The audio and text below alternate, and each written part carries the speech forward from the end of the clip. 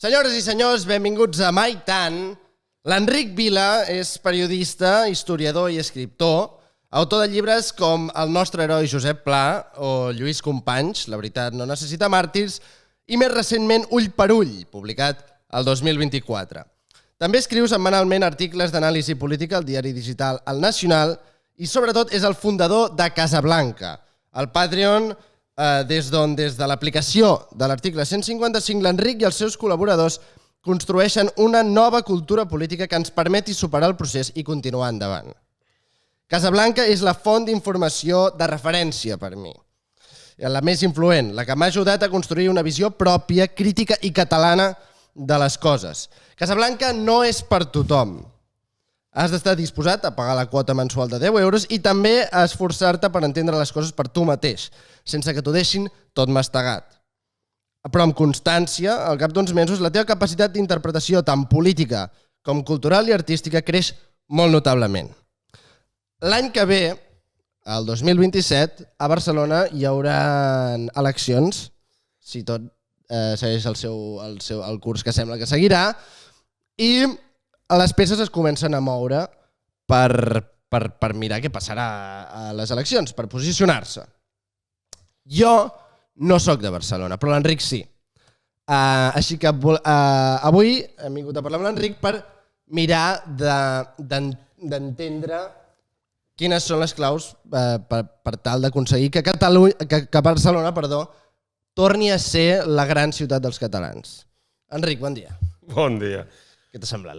Bé, molt bé, molt bé. Em sento una mica amb inferioritat de condicions, perquè clar, jo també voldria unes ulleres, però les he perdut aquest Nadal i per tant no puc competir. Però ara ja fins l'any que ve no... Fins l'any que ve res. A veure, la creació d'una nova cultura política per Catalunya, que superi, diguem, els traumes del franquisme i els marcs mentals de l'autonomia, jo entenc que és la teva missió des de fa molts anys.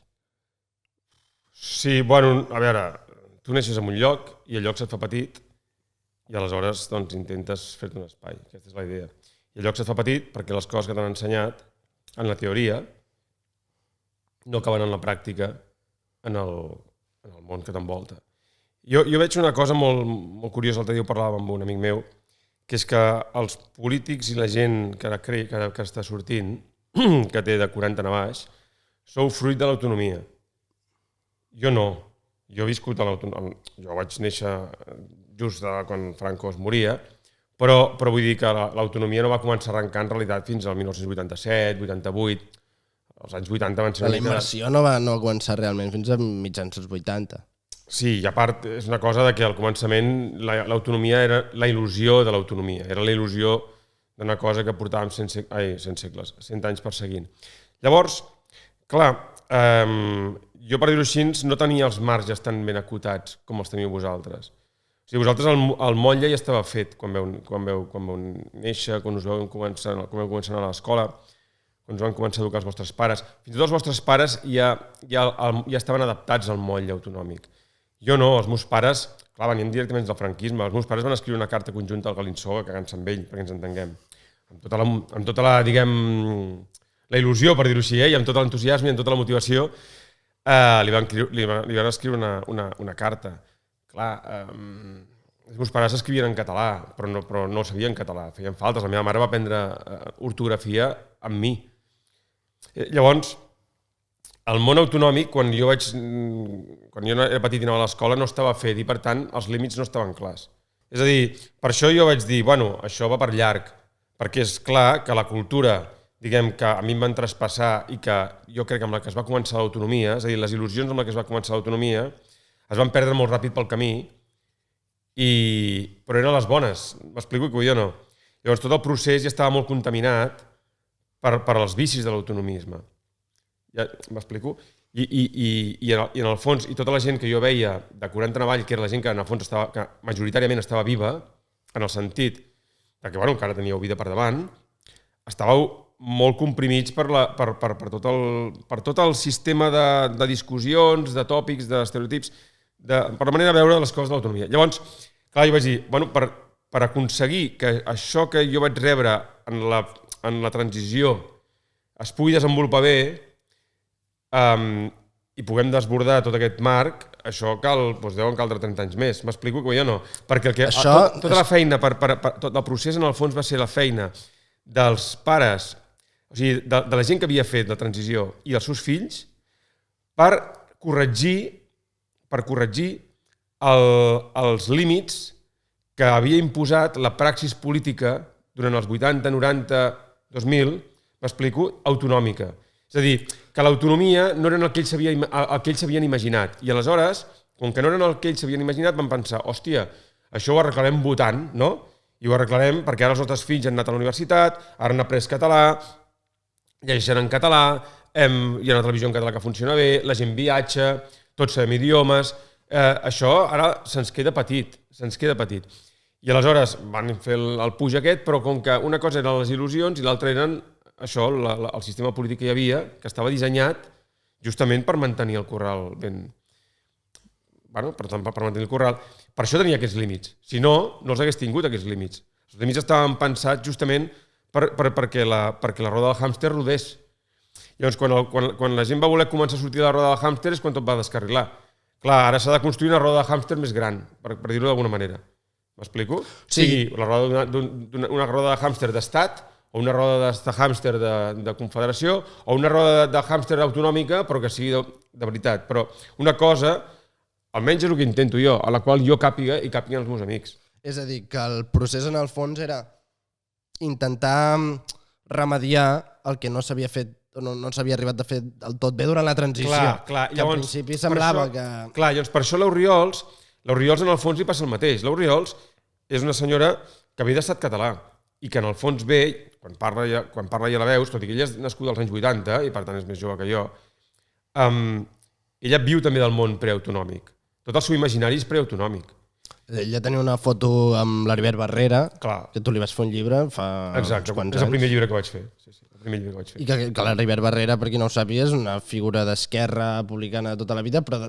Va ser el primer president del Parlament de Catalunya. I d'aquesta vena que no té res a veure amb l'esquerra d'avui en dia. No, va ser l'home que va pactar amb el Pujol perquè el Pujol pogués fer el primer govern autonòmic nacionalista, perquè quan, diguem, lo normal era que pactés amb els socialistes.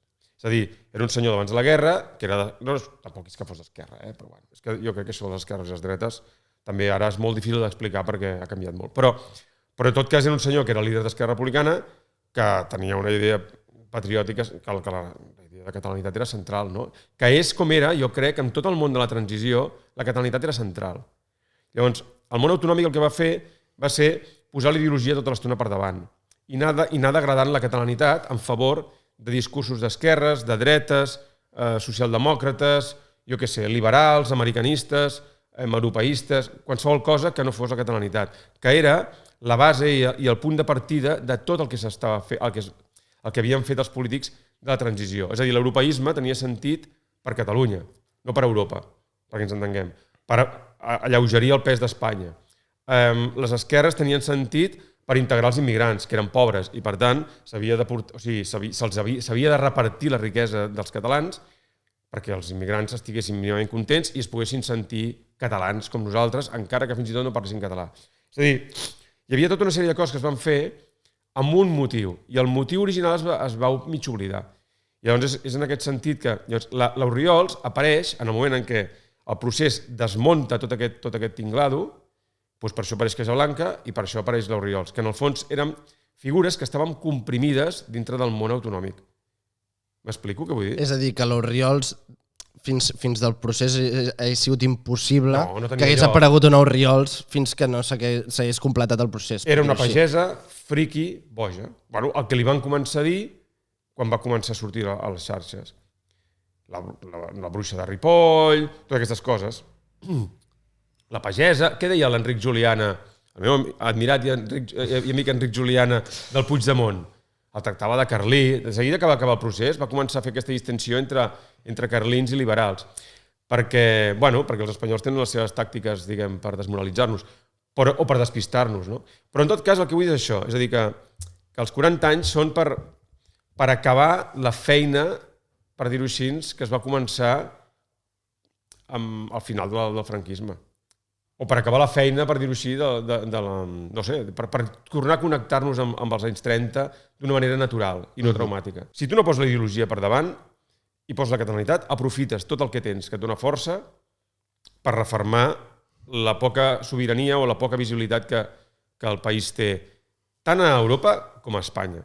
I per furgar en les ferides als espanyols, o sigui, quan tu et baralles, què fas? On pegues a l'enemic? Pegues a l'enemic en els seus punts febles. No? Doncs hi ha un senyor que la justícia espanyola l'ha intentat tornar a Espanya i no ha pogut. Estem en una època que s'està redistribuint el poder i amb aquesta redistribució del poder el que hi ha també és la configuració d'una nova idea de justícia. Vale? I per tant, l'emergència de centres justiciers, per dir-ho d'una manera, no? O de valors justiciers nous. No? És a dir, qui imparteix justícia, això està canviant. Els llocs des dels quals s'imparteix justícia també està canviant. Vale? La idea de tota la justícia està canviant.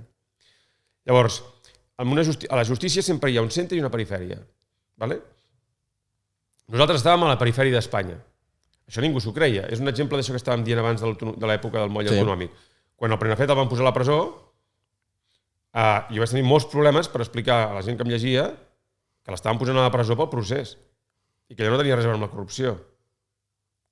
I que si algú havia de jutjar el Prenafeta érem nosaltres, no els espanyols.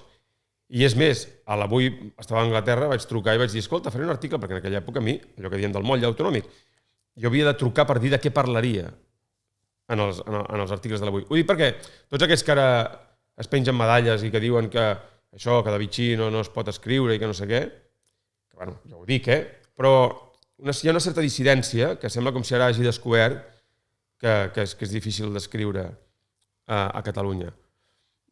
Jo havia de trucar per dir de què escriuria.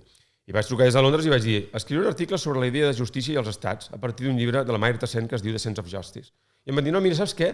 Aquest mes anem molt plens. Si en cas ho deixem per d'aquí, pel pròxim o el següent. El que vull dir és que tot això tot això, com que ho hem trencat aquest motlle, s'està reconfigurant. Aleshores, nosaltres hem d'aprofitar totes les armes que tinguem a l'abast. No? I una arma que tenim a l'abast és el paper del Puigdemont, que és un senyor que li ha fet botifarra a la justícia espanyola i de moment se n'ha sortit. I és un senyor que el van posar a última hora per fer veure que el govern nacionalista dels sobrecalentats fracassava i va pitjar tots els botons i va marxar. Jo no estic a favor del que va fer. És a dir, jo he escrit molts articles contra el Puigdemont i vaig fer un article que es deia Puigdemont era el 155. Però quan deia Puigdemont era el 155 no volia dir que ell personalment fos el 155, que sí, sinó que el van posar per fer el 155. Vull dir que qui va posar Puigdemont? Doncs Mas i Madí. M'explico? M'hi fa molta gràcia, tothom insulta Puigdemont, però jo no veig que ningú, que els partits polítics, diguem, que fan oposició a Puigdemont, diguem, es fiquin amb Artur Mas, que va ser el que, en el fons, va tombar el procés cap a una cosa que no era, el que el va pervertir. Era el senyor que representava la classe mitjana aquesta que t'he dit, educada, que parlava català i que necessitava més espai per poder-se desenvolupar i l'autonomia no li donava, representava aquesta gent i es va convertir en comunista, es va treure la corbata, es va abraçar al David Fernández, va començar a tolerar tots aquests discursos, diguem, sobre... Tu recordes? Van fer un plenari sobre la pobresa en ple procés. Com si haguessin de resoldre la pobresa. I parlant de desigualtat. I tenim més desigualtat que mai i més pobresa que mai. És a dir, en ple progrés estaven posant el mateix Xavier Trias, va anar a les eleccions de 2015 a l'Ajuntament, tenia 2 carpetes sobre la taula. Barcelona, capital d'estat, Barcelona, ciutat de les desigualtats i dels pobres. I va triar la carpeta... I va perdre contra la Colau. Evidentment, però és que va triar la carpeta dels pobres. I ara hi ha més o menys pobres que el 2015, n'hi ha més. M'explico què vull dir? Sí. Llavors, tot això, jo que vull dir és que tot això s'està reconfigurant. Llavors, ara tenim espai i tenim possibilitat d'intentar guanyar terreny a coses que abans ens eren negades o que eren impossibles, m'explico, perquè no podies ni començar la discussió. Per tant, Puigdemont serveix o no serveix per discutir la idea de justícia espanyola? Sí. Per tant, què hi guanyes? No cal apedregar-lo. O molta gent que l'apedrega o sigui, que ara es suma a apedregar-lo o a perdonar-li la vida, dius, bueno, amb el Puigdemont, amb tots els seus defectes, ha pagat les conseqüències fins a això... cert punt del que ha fet. Sí, és igual, però evidentment, és a dir, el que està clar és que de moment ningú més que Puigdemont i Junqueras ha pagat res en aquest país. Llavors, però jo amb això tampoc vull entrar, perquè si pagues o no pagues, és a dir, tot això que les coses costen, té un punt pervers, perquè la gent fa les coses perquè vol, i si no, no les facis. I a partir d'aquí comença el xantatge. Però vull dir que si tota l'estona sí, exacte, si tota l'estona estàs pensant en el que pagues i en el que et tornen, bueno, és una manera de viure, però no serveix per la política o per fer... Ara parlaves de Barcelona. Què té Barcelona que la diferencia de la resta de Catalunya? Tu que ets de Barcelona, què és el primer que hauríem d'entendre els que som de comarques sobre la capital del país? Per què els que som, diguem, de l'interior del país, sempre que anem a Barcelona tenim una mica de sensació d'anar a l'estranger?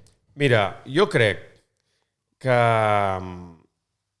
en Barcelona passa una mica el mateix que ha passat amb molta gent en primàries. És a dir, de Barcelona s'odia la derrota. És a dir, els de poble se n'enfoten dels barcelonins, fins i tot si són catalans, perquè són els més derrotats de tots. És a dir, estan al centre de totes les derrotes històriques catalanes. El lloc més difícil per viure la catalanitat ha sigut Barcelona històricament, però sobretot des de 1939 és una ciutat que diguem que té una derrota molt dura, perquè els nazis no han marxat d'allà. No és cap broma ni és cap abstracció, això. Vull dir, és una discussió que jo sempre he tingut amb el Jordi Amat, bueno, l'he tingut, no, però l'he dit, però després ell, que evidentment no fa cap cas, però la teníem quan érem amics i després quan ja no. Tu no pots parlar de Barcelona com si fos París, perquè de París els nazis van ser expulsats, de Barcelona no. Si a París els nazis no haguessin estat expulsats, ja veuríem si parlarien alemany o francès. El francès es parlaria, no dic que no, però també es parlaria molt més alemany i el francès estaria molt més contaminat. Llavors, no som conscients fins a quin punt Barcelona, que era una ciutat que ja estava derrotada, perquè evidentment era el centre durant tot el segle XIX, la van estar bombardejant. Barcelona va estar més temps sota estat d'excepció durant el segle XIX que en llibertat. Barcelona, no Catalunya, Barcelona. Més temps en estat d'excepció. Clar, quan es recupera, a finals del XIX, intenta la Primera República, després el catalanisme, la Segona República, bum, no? Què es fa? Franco què fa? Arrenca la classe obrera, que era la que li donava el toc subversiu a Barcelona, i posa una classe obrera estrangera, castellana, que el que fa, en el fons, és diluir, trencar la tradició, trencar la transmissió del coneixement, i a més és molt més conformista per defecte, perquè no ha acumulat res, perquè no té un lligam amb el país, etc. És igual. El que vull dir amb això és que Barcelona està en el centre de totes les derrotes. Llavors, en Barcelona hi ha aquest menyspreu per això, perquè igual que passa en primàries, que a vegades ens diuen això de primàries, quan jo insisteixo en primàries, insisteixo en el que vam fer, sempre estàs parlant del mateix, això no sé què. No, perdoni. Allò va ser la primera cosa que es va intentar a Barcelona des de la catalanitat de debò. I sense fer mitjana. Per què Convergència no era... O sigui, per què els governs de Trias no eren catalanitat de debò? No, perquè Pujol va decidir partir-se el país amb els socialistes i va decidir que a Barcelona només hi va enviar gent a morir. Hi va enviar el Trias Fargas i després hi va enviar el Colell. Però ell mai va voler guanyar Barcelona. Tots els discursos que feia... Per què? Perquè cada vegada que Barcelona treu el cap hi ha un conflicte amb l'estat espanyol. Cada vegada. Llavors, cada vegada. És així. 1714 no s'entén sense la pujança de Barcelona. No s'entén. La Guerra dels Segadors no s'entén no sense la pujança, però sense el declivi, o sigui, sense la memòria que hi havia de la ciutat imperial, que estava encara molt recent. La Primera República, els bombardejos del segle XIX no s'entenen sense els intents de Barcelona de sobreeixir les muralles, que les muralles serien el que ara és l'autonomia, no? En el cas català, però les muralles. És a dir, quan Barcelona treu el cap... I sobretot la Segona República. La Segona República, amb què s'oblida, però va guanyar estat català. És a dir, hi havia un alcalde, que era l'Aiguader, que era d'estat català. És a dir, era del partit de l'Orriols. Llavors, tot això, el que passa que ha quedat enterrat. Llavors, Pujol no volia problemes perquè pensava que el país necessitava temps per reconnectar amb abans de la guerra. Jo et diré una altra cosa.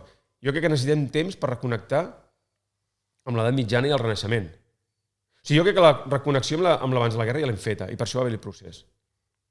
El procés va ser això, la reconnexió? En part sí, va ser la superació dels traumes de la guerra. És a dir, ens atrevim a demanar la independència, creiem que votant es poden solucionar les coses, els castellans, bueno, la immigració que ha vingut, doncs, bueno, doncs no és un impediment per fer la independència. El procés va ser atrevir-se a mirar de tu a tu a Madrid i, diguem, reconnectar amb l'edat mitjana seria mirar de tu a tu a Europa? El procés va ser senzillament deixar de tenir por de Franco i deixar de tenir por de la història. Intentar ser un mateix, ser el que érem abans de la guerra, abans que vingués les onades migratòries i ens intentessin dissoldre a cops de bastó. Que va fer que els catalans, d'una banda, es castellanitzessin i de l'altra, diguem, s'acollonissin. Tota la imatge, tota la idea aquesta del català covard és una cosa que està muntada de l'època de Franco. Abans no, els catalans són l'últim, vull dir, no, són molt més valents que els castellans. És a dir, el procés va ser això. I ara el que ens falta reconnectar és anar encara més enrere. Reconnectar amb l'edat mitjana i amb el Renaixement, que també està trencat pel 1614. O sigui, la història catalana està plena de trencaments. Però en tot cas, aquí l'important és que Barcelona s'ha d'intentar construir un projecte, ara sí que hi ha l'espai, un projecte purament català. És a dir, que no demani perdó per ser català i que reclami la capitalitat de Catalunya i la posició de Barcelona a Espanya i a Europa, però des de la catalanitat, i que faci entendre que cada vegada que algú parla castellà a Catalunya està robant a Catalunya. I això és una tonteria, però no ho és. Amb això no vull dir que la gent hagi de parlar català si és castellana. A mi m'és igual el que parli la gent, però la gent ha de saber el que està fent. Quan tu parles castellà, estàs posant al centre econòmic, moral, diguem, ètic i polític a Madrid. I, per tant, t'estàs descapitalitzant. Aleshores, evidentment, tenim una situació molt complexa a Catalunya. Evidentment, Barcelona té una situació molt complexa perquè ara no la pots catalanitzar completament d'un dia per l'altre, només faltaria. No estic demanant això. Però els castellans saben perfectament on viuen, on estan i quina és la història. I a més, als castellans els hi sembla perfecte. El 90% dels castellans els hi sembla perfecte que Barcelona sigui una ciutat catalana. Els hi sembla perfecte. Encara ho preferiríem. No volen que els hi toquis els collons, amb tota la raó del món. M'explico? I després has de negociar coses. Doncs si has posat el cartell en castellà, bueno, has de negociar coses, perquè, hòstia, a mi em fot pal i ve de pal i no sé què. És a dir, has de negociar coses. Però la pedagogia que s'ha de fer, i que el Pujol la va començar a fer, s'ha de fer amb algunes coses, no amb totes les coses. És que el problema és que tots els anys d'autonomia i després el procés han anat pervertint moltes coses que es van començar a fer amb bones intencions.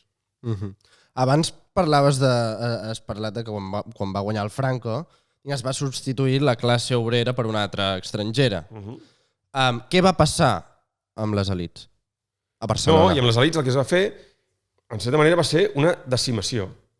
Perdó. Una decimació, què vull dir? Què feien els romans quan una... No sé exactament com va, però quan una unitat, diguem, militar no complia amb el seu deure, doncs mataven a un de cada 10 soldats, alguna cosa així. La decimació ve d'això. Un de dècim. Doncs una mica el que van fer amb les elits de Barcelona va ser això, barrejar-les amb les castellanes. Liquidar unes quantes, expropiar moltes coses, evidentment, expulsar també una part de les elits, evidentment, ja per defecte, perquè eren republicanes, però amb les que es van quedar, fins i tot amb les que havien donat suport a Franco, jo crec que van aplicar la decimació. Llavors, per això, les que es van quedar es van castellanitzar tant, però tant, i les altres, les que van sobreviure, que venien del món republicà i que van sobreviure pel que fos, van quedar orbitant, com diria el Margallo, en l'espai exterior. No, literalment en l'espai exterior. I així van estar orbitant a l'espai exterior durant 40 anys. Exacte. Puc fer un numeret, un moment? Sí. Em puc aixecar i tancar la porta del jardí perquè m'agafa fred? Sí. I deixem un moment els d'això. Es pot tallar, això. Quina és la història, així, per sobre, però quina és la història de la relació de les elits de Barcelona amb la llengua catalana? Quan va començar aquesta castellanització? Va ser en Franco, va ser el 39, o ja venia d'abans? Venia de molt abans. És a dir, jo crec que que a partir de final del segle XVI... O sigui, encara diré més. Jo crec que això és un procés. És a dir, primer venen els Trastàmara, que fan que... Això és el 1412... Sí, no sé les dates, sí, 1412. Que ja, a poc, de manera molt subtil, ja introdueixen una certa castellanor en el poder. Una certa, molt poca, molt poca. Alfons el Magnànim està a Itàlia i, de fet, durant l'època d'Alfons el Magnànim és quan hi ha el gran moment diguem, de la literatura catalana, valenciana i tot això. Vull dir que dic catalana valenciana perquè el Marc comença a escriure els seus poemes a Barcelona. Però ja amb la Guerra Civil es perd una primera guerra civil que guanya el rei Trastàmara, que llavors sí que ja comença a castellanitzar, i això es veu en els documents. Després ve el catòlic, que també primer comença a castellanitzar, i quan intenta fer marxa enrere perquè se'n dona compte que està perdent el control, perquè és per això que estava dient abans, perquè quan tu castellanitzes, quan tu fas canvis de llengua, immediatament el centre moral, espiritual, econòmic, polític, passa a un altre lloc. I quan se'n dona compte i intenta corregir és tard. Vale? Però fins aquí, mira, encara. Aleshores ve el Carles I, que, si tu mires la història de Carles I, es fa la política mediterrània del catòlic, com explica molt bé l'Abel Cotillas, i està molt més temps a Barcelona que a qualsevol altre lloc. Per citar el Bilbeny, que també em sembla just, tot i que no estiguem... Bueno, que tampoc conec molt bé les seves teories, però alguna aportació sí que ha fet trencant justament alguns esquemes que estaven mal pensats. Jo crec que hi ha un moment que els barcelonins es pensen que seran la capital del món, perquè ens entenguem. Amb Carles V, amb Carles I, amb aquest emperador en l'imperi del qual no es ponia el sol. I això fa que aquí sí que jo crec que es venen la llengua. O sigui, jo crec que la llengua de l'imperi és el castellà. Amb Carles V. Sí, crec, O sigui, assumeixen això. I ho assumeixen en un moment en què justament hi ha Luter, en què les llengües nacionals es comencen a convertir en un instrument polític de primera magnitud. Fins a Carles V, la llengua no és un instrument polític de primera magnitud. Té molta importància, però no té aquesta magnitud. I a partir d'aquí jo crec que això ja anem sempre a contrapeu. Però alhora passa una cosa molt curiosa, que és que els catalans sempre reserven el català perquè això que és el pecat original d'Espanya i de l'imperi espanyol, que és que això, no? Que la llengua de l'imperi és el castellà, es guarden el català per si de cas algun dia, no? Com el Roc a la Faixa, no, per si han de reconstruir el seu imperi o per si de cas algun dia poden anar pel seu compte. I per tant hi ha aquesta mena d'anar fent. Però la cosa no és aquesta. La cosa és que després de l'esforç que es fa en el segle XIX, primer per castellanitzar-se i després per catalanitzar-se, a la segona meitat i començament del XX, quan arriba la Guerra Civil, estem en un nivell de catalanització brutal. S'ha fet una feina... De catalanització, Sí, s'ha fet una feina brutal. Brutal. La Renaixença. La Renaixença i després el catalanisme, que no és el mateix que la Renaixença. O sigui, el catalanisme és agafar la Renaixença i donar-li un contingut polític només per Catalunya. La Renaixença era agafar la llengua i donar-li un contingut folclòric per recuperar el poder a Espanya i per recuperar Madrid, el poder a Madrid. O sigui, hi ha un moment que hi ha més els catalans tenen més governadors civils a tot Espanya que ningú. Hi ha un moment que, vull dir, que tu tens... El que passa que és ja un tema de manera de veure les coses. Hi ha un moment que tu a Madrid tens molts catalans governant. Amb el Prim. Sí, amb el Prim Argall, amb republicans. El problema és que a més també tenen... Però el que passa és que tenen unes idees molt utòpiques en alguns casos. M'explico? El Prim té una idea molt idealista, per això el pelen, però és que els republicans també. El Prim Argall no cobrava de l'Estat, no volia cobrar. I n'hi ha un altre que es diu Robadoneu, que tampoc, això us ho explicarà molt bé el Gerard Pujades. Hi havia republicans catalans que no volien cobrar de l'Estat, perquè no volien cobrar dels Borbons. I tenien càrrecs. És a dir, perquè Catalunya tenia una potència econòmica molt forta. I això protegia la llengua ni que fos a un nivell íntim. Però és igual, la qüestió és que hi ha aquest trencament... A la Guerra Civil és tan traumàtica per això, perquè s'ha fet un esforç brutal de catalanització, d'ajustament de la llengua a la força econòmica del país, i de recuperació de la història, i quan aquest procés està a punt de completar, es trenca tot. Es trenca tot. Però abans de la Guerra Civil, o sigui, no sé, a mitja renaixença, als anys 80 del segle XIX, es crea, per exemple, La Vanguardia. O sigui, i La Vanguardia és un diari en castellà. És la família dels Godó... Però també es crea el diari català. Sí. És a dir, a La Vanguardia per què es crea? La Vanguardia es crea perquè quan tornen els Borbons... O sigui, és que clar, és que això és molt interessant. És a dir, el Guimarà, per exemple, era independentista. Sí. I és un dels que fa el diari català aquest, ara no recordo si el Poble Català, el primer diari en català. És a dir, els diaris són en castellà perquè són de l'imperi i el rei és el que dona el permís per tenir un diari. Vale? Quan comença a haver-hi una certa llibertat de premsa, i quan es trenca tot això, que és amb la caiguda de l'antic règim, amb la Primera República i amb el prim, i es comença a liberalitzar, com tot, evidentment, no hi ha una cultura periodística en català. No hi és. Hi ha l'esquella de Torratxa, hi ha, per dir-ho així, el primer periodisme és humorístic, perquè la literatura humorística i satírica és la més fàcil de traspassar, és la més oral, m'explico? No necessita una tradició. Llavors,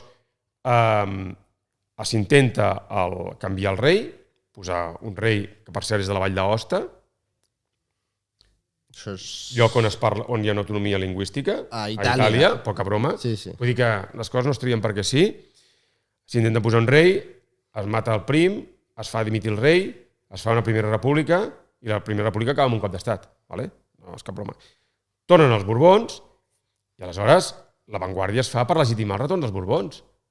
Perquè els Borbons tornen... O sigui, els catalans han fet un esforç brutal per catalanitzar-se, per recuperar poder polític, perquè vivien políticament, eren pàries dins l'estat espanyol. Hi ha aquella frase del prim que diu els catalans què són? Són espanyols? Diu, perquè si són espanyols, deixeu-los governar o deixeu-nos participar de la política. I si no, foteu-nos un argoll al coll i tracteu-nos com a esclaus i com una colònia. I sea Catalunya sembrada de sal. Va dir això? Sí, diu alguna cosa així. Però així, Vull dir que poca conya. Llavors, vull dir que el que no s'ho va inventar el Sanjurjo, el Yahweh no s'ho va inventar, el de sembrar Catalunya de sal. Vull dir que s'intenta una cosa que fracassa i no funciona. Llavors venen els Borbons i pacten amb la burgesia catalana, que és la que ha muntat en el fons també tot el percal aquest, no? I arriben a un acord. Vosaltres us quedeu a Catalunya, culturalment a Catalunya, no toqueu els collons. Per vosaltres l'economia, d'aquí ve tota aquesta idea de la burgesia catalana i Catalunya motor d'Espanya, per als catalans l'economia, pels castellans la política. I per si hi ha algun dubte, quan els catalans intenten apretar una mica políticament, com per exemple amb el tema de solidaritat, què es fa? Doncs els diu, doncs ara les tropes d'Àfrica, ara que tenim aquí unes coses, un problema a l'Àfrica, vinga, envieu la gent a lluitar a l'Àfrica. Vull dir que és molt fàcil criticar... Llavors, el que vull dir és que... Quan t'envien a la guerra és una altra cosa. No, però quan tu vas a la guerra... Però és que la guerra hi havia anat al prim, amb els voluntaris catalans. L'última gran victòria de l'exèrcit espanyol la fan els catalans, els voluntaris catalans. Però en el moment aquell, els catalans hi van perquè tenen un horitzó no de catalanitzar l'imperi, però de participar en la política, de participar en el poder, de créixer. Quan les elits barcelonines intenten enviar a Àfrica amb els transatlàntics aquests del marquès de Comilles, intenten enviar els reclutes a l'Àfrica, el que ha passat és el contrari. S'ha intentat primer una monarquia constitucional, després una república federal, que han fracassat, liderades per Catalunya, han tornat els Borbons, que eren la casa reial que més odiaven els catalans, que ja ha forçat els catalans a fer-se republicans, perquè els catalans, en el fons, són monàrquics. El que passa és que es fan republicans perquè els Borbons els han trencat el coll. I tornen. I llavors, clar, fan un pacte amb les elits, però el pacte no el fan amb la classe obrera ni amb la classe popular, el fan amb les elits. I les classes populars se senten traïdes. Encara que, com ara amb el procés, encara que les elits tinguessin les seves raons. M'explico què vull dir o no? Sí. Llavors, una de les coses que surt en el règim de Vichy de la tornada dels Borbons de final del XIX és la Vanguardia. Clar, però ara, vull dir, vist en perspectiva és molt fàcil criticar la Vanguardia o els Godó, que eren una família d'Igualada d'arribar a Barcelona i fotre un diari en castellà, i és molt fàcil, vull dir que és molt fàcil criticar-los de no haver-ho fet en català, però en aquell moment... Però no se'ls critica això. És que no se'ls critica això. A la família Godó no se'ls critica que no facin un diari en català, perquè de fet ja l'han fet en català. La Vanguardia és en català. I ho és contra la seva voluntat, fins i tot diria. En aquell moment... No, però no se'ls critica per això. No se'ls critica per això. És que no s'ha de... No, és que això és... Però vull dir... No, és que això és aquesta cosa autonomista convergent... No. La llengua no ho és tot. És des d'on escriuen. En plan, quin és el punt de vista des d'on escriuen? Se'ls critica perquè es dediquen sistemàticament a desmoralitzar els catalans. És un diari pensat per desmoralitzar els catalans que se senten catalans i que volen ser catalans. I ja està. I des del principi era així? No, des del principi no era... És que no, des del principi no era així, collons, ja t'ho estic dient. És a dir, van tornar els Borbons, van posar La Vanguardia i van intentar fer un diari liberal, en castellà, però per intentar fer lobby a Madrid per la burgesia catalana. Sí, i per intentar justificar els Borbons. Clar, això evidentment a la classe popular no li agradava, però no passa res. Van fer un diari modern i per allà hi va passar molta gent. Hi va passar el Maragall, hi va passar l'Ixart, hi va passar molta gent. I havia de passar el Pla. No, hi va passar... No. Hi va passar el Gaziel. El que passa que La Vanguardia sempre es posiciona contra el catalanisme. La Vanguardia vol el lobby a Madrid, el poder econòmic, però no vol ni tan sols la compensació, que per exemple sí que volia el comte de Güell, de la catalanitat i de l'autonomia. Insisteixo, quan tornen els Borbons, el pacte és vosaltres, motor econòmic d'Espanya, però tancadets a casa. I això és el catalanisme. Després sempre passa el mateix. Els espanyols et diuen que vagis una cosa i després et diuen puta. És a dir, tu fas el catalanisme i llavors et diuen que ets egoista. Vale? Perquè, clar, tu catalanitzes Catalunya, però no intentes catalanitzar Espanya. Tu parles català a casa, però no intentes portar el català a Madrid. M'explico? Llavors et diuen separatista i que ets egoista perquè el que estàs fent és una mena de corralito català. Vale? Però no és que no era això. Era participem del poder amb igualtat de condicions als castellans i aleshores la llengua, com que estem en un món que s'està modernitzant i que les llengües nacionals estan agafant una potència cultural que no tenien, perquè la Renaixença no és una cosa que neixi aïllada, també neix a tota Europa. O sigui, el renaixement, diguem, de les llengües nacionals, diguem, es produeix a tota Europa. Llavors això no. Et diuen, no, això només a casa teva. I quan ho fas a casa teva, et diuen, és que ets un egoista. És com a Franco. El català a la intimitat. I llavors, com que parles català a la intimitat, ets un puto polerino. Saps?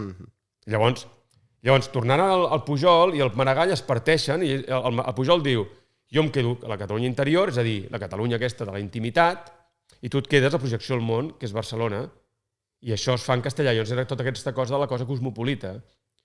Llavors, el maragallisme i el PSC fa una cosa mixta, que és de cara al món, com que són cosmopolites, ho fem en castellà perquè és la llengua de tothom, que tothom entén, i a cara a Barcelona ho catalanitzem, no? És a dir, fem servir el català per Barcelona posa't guapa, per les Olimpiades una mica, per no sé què, però el castellà segueix sent la llengua superior. M'explico? Que això és el que els catalans de l'època de la República no toleraven. O sigui, a l'època de la República el català s'estava posant en igualtat de condicions amb el castellà. Has vist aquest anunci? A l'Ibars, coneixes aquest articulista patètic? Aquest que té aquesta melaneta. No. Sí, que es diu no sé què Ibars, que escriu el Confidencial i ara l'han fitxat a l'ABC. És igual, és un senyor molt dolent, molt dolent. Ho han posat a la portada, han fet uns tuits, una cosa... Clar, tu penses, fa 10 anys que hi havia el Javois, hi havia el Gistau, hi havia el Lucas, hi havia tota una generació d'escriptors castellans de la meva edat que prometien. Mira com han acabat. Què vull dir amb això? Clar, la maquinària política espanyola de repressió també perjudica la seva pròpia cultura. M'explico què vull dir o no? I com ho fa, això? O sigui, per què sembla que el millor en castellà sigui el sostre? O sigui, Clar, no, és que és el millor articulista en castellà és el Sostres. I els Sostres i el Juliana, és que no hi ha I color. com pot ser que els hi trenquin les cames als seus propis... No, però fixa't-hi, llavors, quan a l'ABC ha de promocionar aquest Ibars, que no me'n recordo ni com es diu de nom, pobre, fa la llista, diu, ara s'incorpora l'Ibars aquest, no sé què, junto con... I ens comença a dir tot de plomes, les plumes, no? I comença a dir tot de noms d'articulistes de l'ABC, que ningú llegeixi, que no es poden llegir, i els Sostres el posen l'últim. I fa molta gràcia, perquè no cal saber-ne gaire de literatura per veure que el Salvador és de llarg el millor articulista. Sí. Llavors, el que vull dir-te és que els mateixos esforços que fa el poder castellà per frenar els catalans perjudica la cultura castellana. Llavors, la llengua castellana. Llavors, bueno, sempre hi ha un moment que el català puja, el castellà baixa, i es troben. M'explico què vull dir, no? I ara estem en aquest moment. Tu creus? Sí, per això jo crec que ara és un bon moment per començar a Barcelona, o sigui, un projecte català sense demanar cap mena de perdó. O sigui, purament català des de Barcelona i evidentment, amb tota la vocació cosmopolita i internacional i universal que faci falta. Exacte, per sense això anava a cap dir. complexa, perquè ara jo puc traduir-me els meus articles a l'anglès, és a dir, jo l'altre dia vaig enviar un article amb un editor anglès i em diu, bueno, em va dir, el tema, sobre la Rosalia, diu, el tema no ens interessa, diu, però va dir, bueno, no sé com es diu en anglès, diu Higley, no sé què, bueno, em va dir que literàriament era molt bo. És a dir, per què? Doncs perquè jo el poso en el xat GTP, m'explico, amb un bon prompt, i després, com que anglès en sé una mica, el corregeixo, l'afino, el no sé què, no sé quantos, i una feina que em costaria 2 mesos de fer a pelo, m'explico, la puc fer en 2 dies. Però això que dèiem ara, que Barcelona avui és una capital global, per tant, les pressions que No, però és una capital global castellana. Ara mateix. Exacte, per això anava a dir que les pressions que rep la catalanitat a Barcelona ja no només venen d'Espanya, sinó que també venen de la resta del món. Sí. Llavors, però és igual. I en aquest sentit és normal que Barcelona caigui en els debats mundials que tenen les grans ciutats del moment, com ara, jo què sé, el partit de futbol que es va muntar amb el tema d'Israel-Palestina. Saps? Vull dir que en el fons que Barcelona, que és normal que com a capital global tingui aquests debats que també tenen les ciutats és com tota globals. Com tota la vida, les ciutats, bàsicament, o sigui, al final, què és important per tu, decideixes tu. Tu pots tenir moltes pressions, però ho decideixes tu. I cada ciutat, en el fons, es defineix per una cosa. Per una cosa, no moltes més. Si jo et dic Los Angeles, tu què veus? Ties Hollywood. Bones, surfers, no? Hollywood. Hollywood. Si jo dic Nova York, tu què veus? Intel·lectualets, no? Gent amb pasta, els de Wall Street. Perfecte. Si jo dic Londres, tu què veus? Escriptors bons. No, justament escriptors bons a Londres no hi ha gaire. No, però vull dir que... No, vull dir, tu però gent amb classe.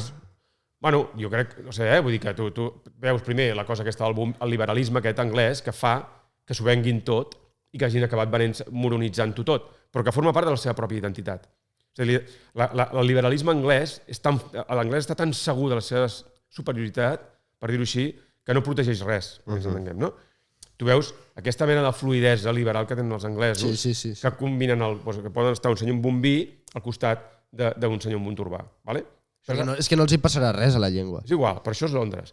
És a dir, si tu dius França, tu què veus? Veus els monuments i veus l'urbanisme de Haussmann, no? Si tu veus Roma, què veus? Veus l'imperi romà i el Coliseu mig destruït, però veus la preservació d'una continuïtat mil·lenària. Sí? Si tu mires Barcelona, què veus? Una ciutat que no pot acabar de ser. Ja està. És a dir, si tu mires Barcelona, què veus? Els turistes que veuen una ciutat on val tot. Però no val tot com a Londres. O sigui, no val tot per dalt, sinó val tot per baix. Val que et pixis al mig de la Rambla, sí? Però, llavors, però tot i així, això ho veuen alguns turistes, però també ja es veuen altres. No, jo ho he vist treballant al Camp Nou, jo he vist un Barça-Frankfurt, jo he vist com, o sigui, de sortir del camp i és que ho deixaven tot. Per això, fet una merda. Camps, però vull dir que... Però el que vull dir és que les mirades sobre Barcelona no estan unificades. Els espanyols veuen una cosa, tu i jo veiem una altra, l'altre veu una altra, m'explico? Llavors, el primer que s'ha de fer és decidir què vols que vegin a fora. I llavors, jo el que dic és que això, els catalans, hem de començar a opinar sobre com volem que es vegi Barcelona des de la nostra catalanitat i en sèrio. M'explico?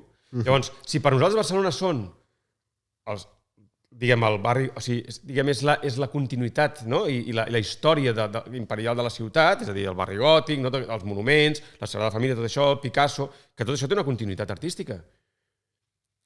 Si tu vols això, doncs has d'actuar en conseqüència. Llavors això serà potser una veu minoritària al començament, dintre de la ciutat, sí? Però serà al començament, espera un moment, serà minoritari al començament, però amb el temps potser no. És com la Sagrada Família. La Sagrada Família semblava una collonada al començament, quan va començar a fer Gaudí. I el Gaudí semblava un boig dormint allà. Bueno, doncs això. Llavors, pregunta't per què els dos artistes més famosos, segurament més influents d'Europa del segle XX, surten de la Barcelona d'abans de la guerra. Picasso i Gaudí. Això està molt mal explicat. O sigui, no s'ha explicat bé, això. No, però és que no és un problema d'explicar-ho. És un problema de respectar-ho i d'honorar-ho. I això és el que hem de fer els partits catalans. És a dir, és un problema de que si tu et creus això, jo crec que és el moment per construir un projecte, diguem, de ciutat, barceloní, que estigui pensat des d'aquí. M'explico? Llavors, al començament, segurament et tractaran de boig, que és el que vam intentar fer primàries. És el que vam intentar fer primàries. Per això vam fer una cosa que es deia primàries, que és una cosa més o menys democràtica, és a dir, anem a discutir sobre Barcelona. El primer que cal fer és començar una gran discussió sobre Barcelona, però una discussió sobre Barcelona que no estigui mediatitzada per VilaWeb o per La Vanguardia, que cada dia s'assemblen més, sinó una discussió sobre Barcelona que estigui mediatitzada, quasi diria, pel Twitter, per TikTok, per Instagram. Ara diria pel meu Patreon. No, però... No, clar, no entén-me. Però no pel meu Patreon. És a dir, quan dic per VilaWeb, no vull dir que Alot Bou, que és un molt bon articulista, no pugui discutir sobre això. Però ha de ser la seva veu, no la de VilaWeb, la que se senti. M'explico? O sigui, el que s'ha és obrir la discussió sobre Barcelona, però una discussió en què els límits siguin no els límits, en què el centre sigui la catalanitat i sigui la capacitat de dir aquestes coses amb normalitat. Com es fa això? Si tu penses que Barcelona és una ciutat ocupada, has de parlar com si Barcelona fos una ciutat ocupada. Si tu penses que Barcelona té un passat imperial de puta mare, tu has de parlar com si Barcelona tingués un passat imperial de puta mare. Si tu penses que m'explico què vull dir, no? Que els turistes haurien d'anar a visitar, jo què sé, el Museu Picasso, el que sigui, no? És a dir, perdó, tinc molt de fred. Qualsevol, els carrers del barri gòtic haurien d'estar més ben al Born, més ben explicat, no? És a dir... Bueno, que Ciutat Vella no foti pena. Bueno, això, l'altre dia, clar, el Born, per exemple, cada vegada està més bonic, però clar, cada vegada està més gentrificat d'una manera que no reconeix que és el que hi havia. Aquesta és la cosa que anava a dir, que dic que Barcelona, ara mateix, o sigui, hi ha unes coses que han canviat des del temps del franquisme, que abans sí que tenia... que era molt evident que s'havia fotut una capa de franquistes a dalt, no? I s'havien instal·lat allà Pedralbes, o sigui que s'haguessin instal·lat, però ara no és tan blanc i negre, en el sentit de que hi ha fons d'inversió estrangers que tenen molt de poder, de que hi ha els expats que tenen molt de poder... Sí, però tot això... Sí, clar, evidentment, ara han posat el Soho... I aquesta gent també decideix. Però és el seu problema. Però aquesta gent és que... Jo crec que la gent es menja massa la bola. És a dir, ara el Soho House, hi ha aquest Soho House del Tibidabo. El Círculo Ecuestre perd força perquè el Soho House guanya força. Correcte. Vale. Ja tenen els seus problemes ells també.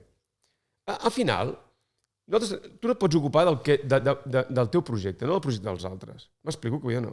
És a dir, al final, jo crec que al Círculo Ecuestre li convindrà més que Barcelona es catalanitzi que no pas seguim la comèdia de la castellanor aquesta impostada, perquè a més té un punt d'impostada, ¿vale?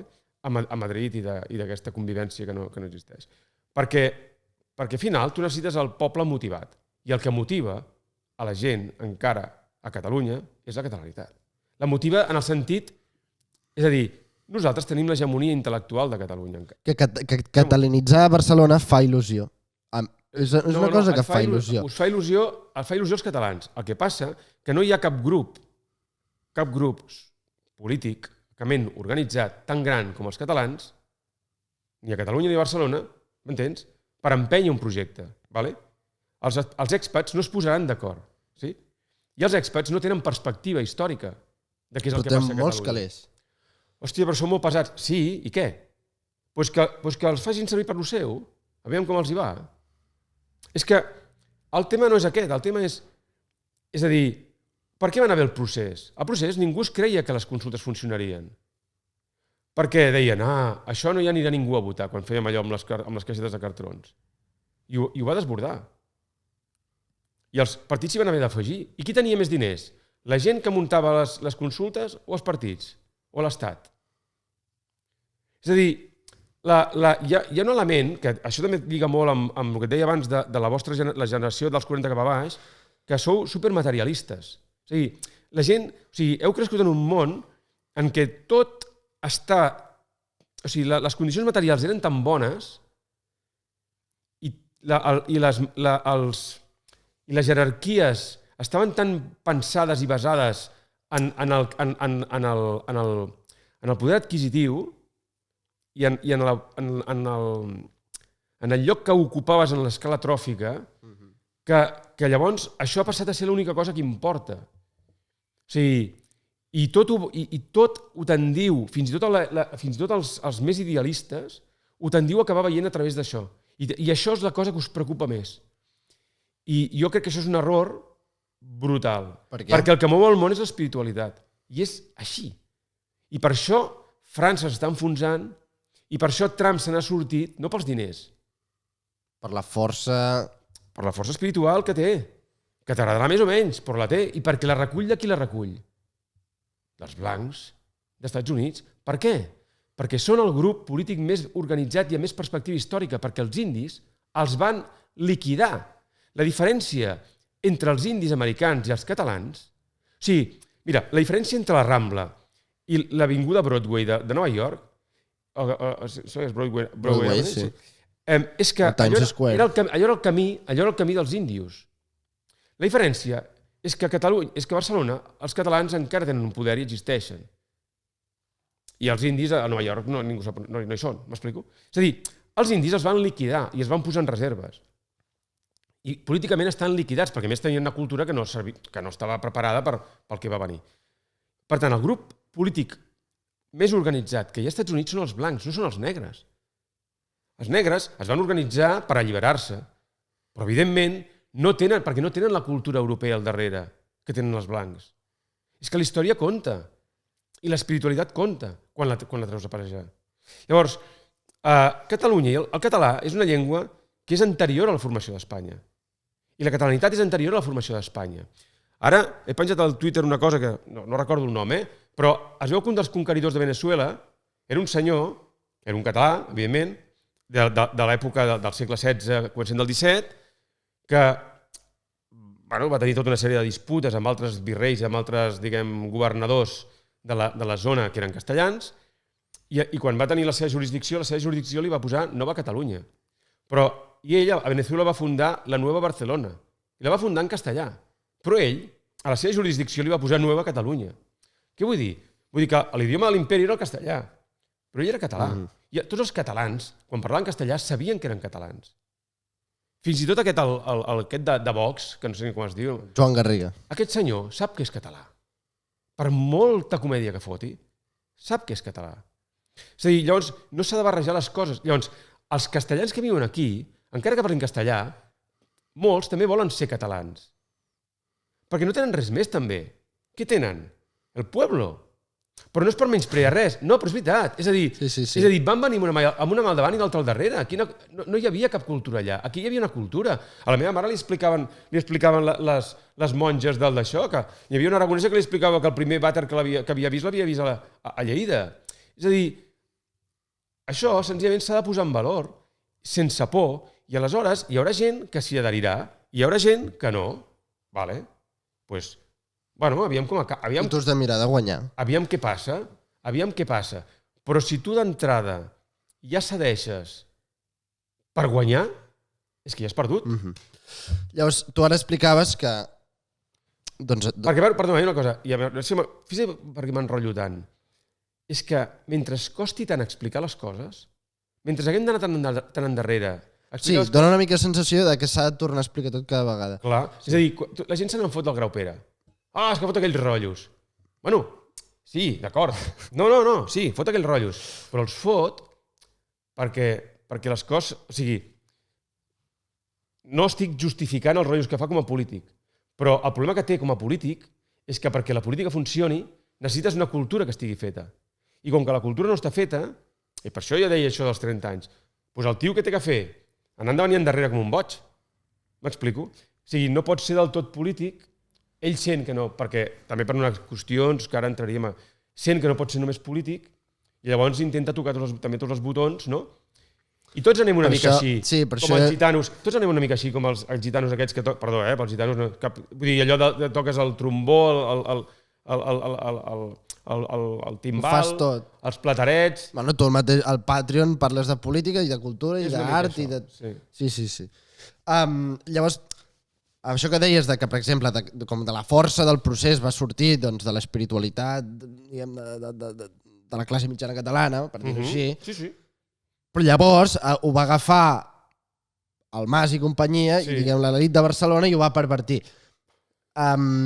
Quins perills corre un partit que vulgui presentar-se a Barcelona a defensar la catalanitat en els termes que l'estàs plantejant tu?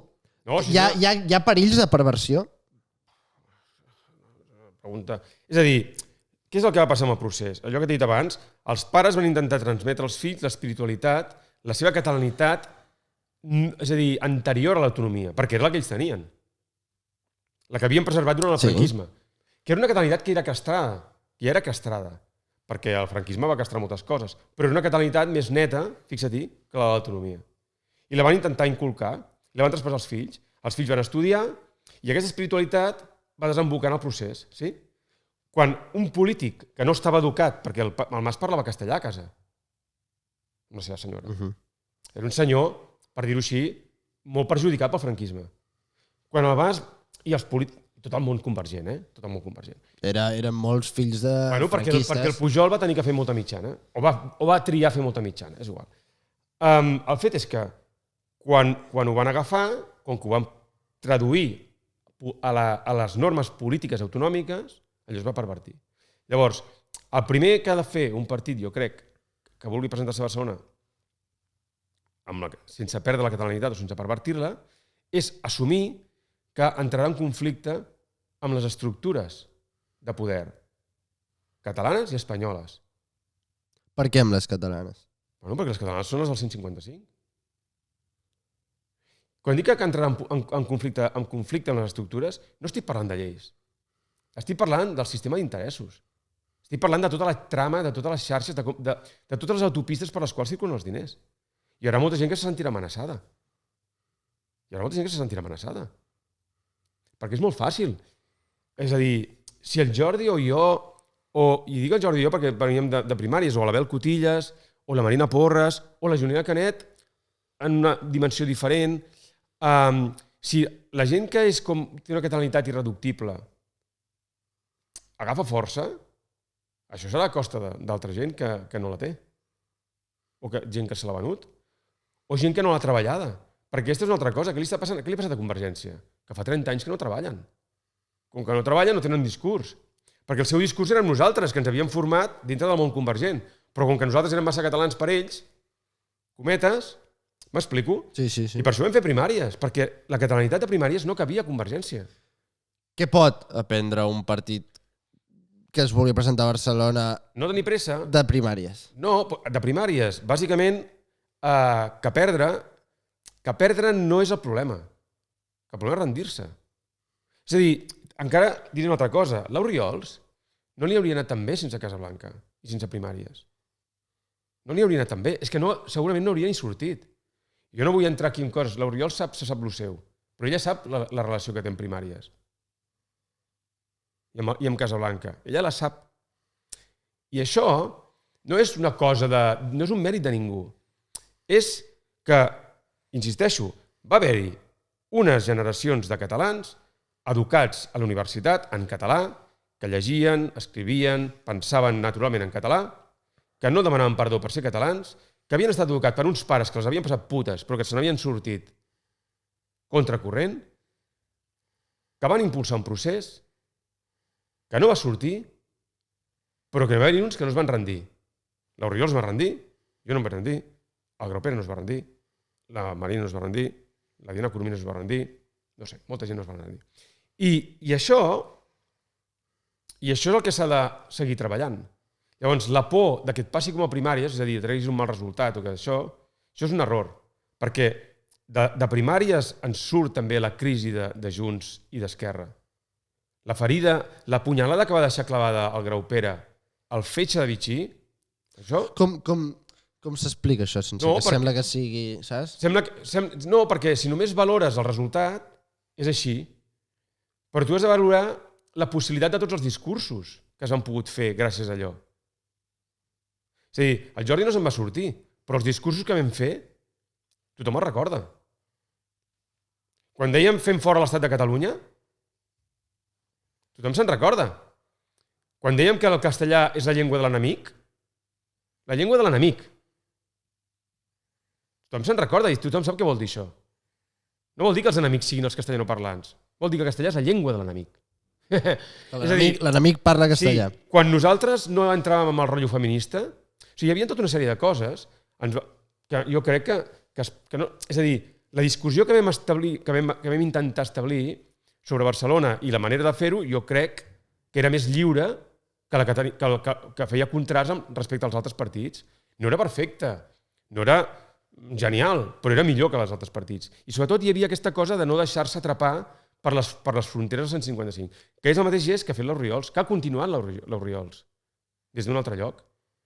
En el fons, el meu trauma... Quan l'Orriols va anar al Basté, l'altre dia, quan l'Orriols va anar al Basté i li va dir no us necessito per res, a RAC1, sí, clar.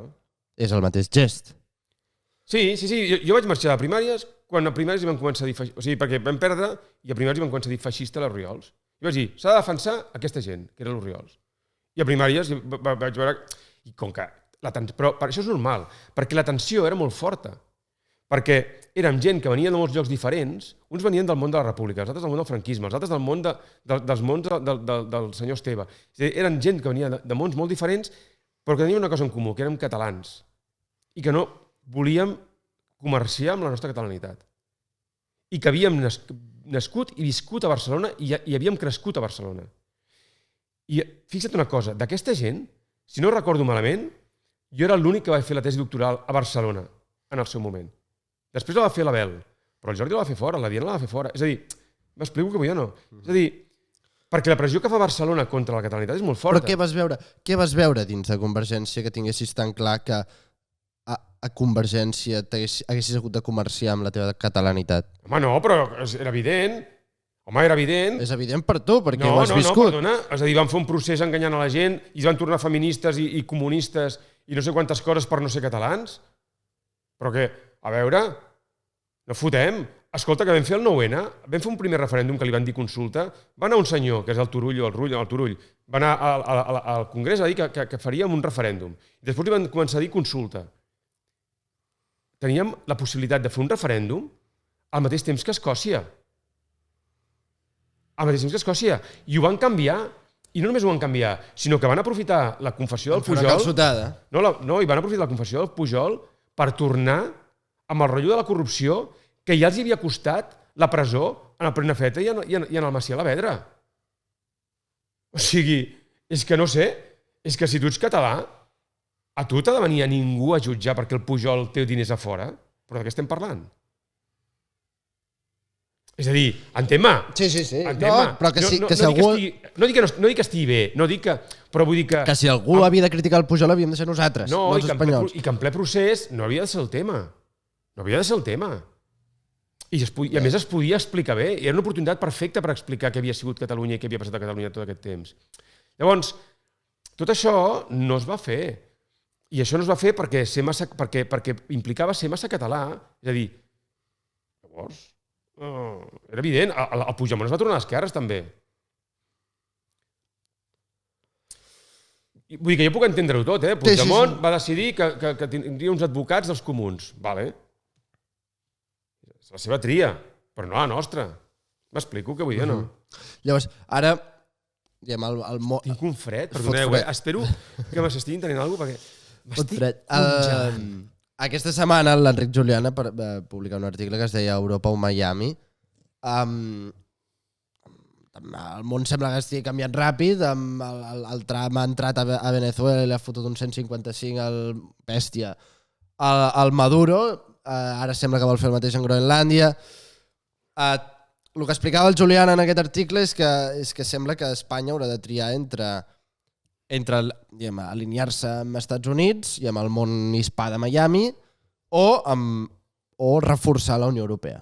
O sigui, la Unió Europea, no les institucions de... Has fet una entrevista de merda, tot va sobre política actualitat. No, però espera. És una trampa? No. No, és una trampa. Però deixa'm acabar les preguntes. És a dir... Però ho has... Mira, et diré una cosa. No, ara faré de Pujol, ara faré... Escolta. Diré una cosa. No sé qui m'ho va dir. Quan vas fer aquella promo de Casablanca, sí. Les meves germanes em van dir, és de Sunion? Perquè vegis això que et dic. És a dir, això que et dic de la importància de l'espiritualitat i de la tradició.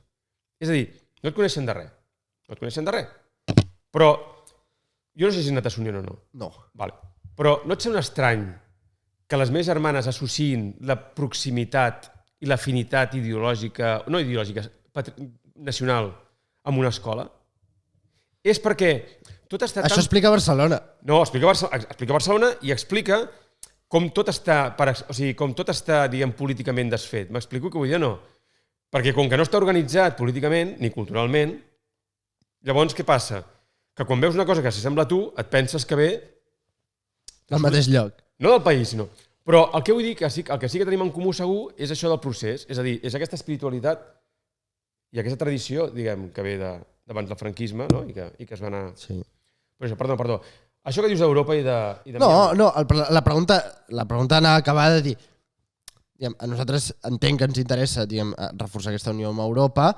Llavors, de cara a Barcelona, de cara a intentar tornar a Barcelona o de tornar a fer que Barcelona sigui la gran ciutat dels catalans, de manera que tu ets de Barcelona però que jo no soc de Barcelona i me la pugui sentir meva quan hi vaig. Fixa't una cosa. Quan he dit això de Sunion, i t'estava dient això, és a dir, el tema és que la nostra catalanitat no està estandarditzada. O sigui, ella diu, ha anat a Sunion perquè no dona per descomptat que un català hagi de ser com tu, com jo o com ella. M'explico? Perquè la nostra catalanitat no està estandarditzada. En el fet que sí. No la veus a La Vanguardia, no la veus a la VilaWeb, no la veus a TV3, no la veus enlloc. El motlle polític de l'autonomia està pensat per criminalitzar castrar. O deixar fora o castrar. M'explico? I per això ella fa aquesta relació amb una escola privada. M'explico? I per això també els castellans tenen aquesta cosa de dir-nos, d'associar la catalanitat a la burgesia. Perquè és aquella cosa de la catalanitat te la pagues tu. Saps? Que és una cosa més nazi impossible. Que és que la catalanitat, si te la tens perquè te la pots pagar. Això ho dèiem l'altre dia amb el David. Si ets pobre, et fots i et castellanitzes. Llavors, això és el que s'ha d'acabar. Llavors, això que tu em dius de Miami o d'Europa, t'ho contesto molt ràpid. I t'ho lligo amb lo de l'Ibars i amb lo de la llengua. La capital del castellà, si va els castellans, acabarà sent Miami. Per què?